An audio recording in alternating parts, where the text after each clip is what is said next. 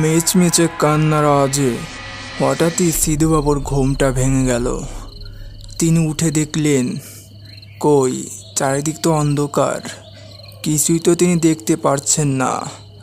মনের অজান্তেই তিনি টেবিলের উপর থাকা গ্লাস থেকে পানিটা নিয়ে ঢক ঢক করে গিলতে শুরু করলেন। তিনি নিজেকে সান্ত্বনা দিয়ে আবারও দুলিয়ে দিল নিজের শরীরটাকে বিছানার উপরে। এভাবে তিনি যে কতক্ষণ ঘুমিয়েছেন তার কোনো ঠিক নেই। হঠাৎই বিকট একটা হাসির শব্দে তিনি ধরপড়িয়ে উঠলেন নিজের খাটের উপরে। কে কে কে এখানে? সাহস থাকতো আমার সামনে এসো, সামনে এসো বলছি। কি বাবু, এতটুকুই ভয় পেয়ে গেলেন? কে তুমি?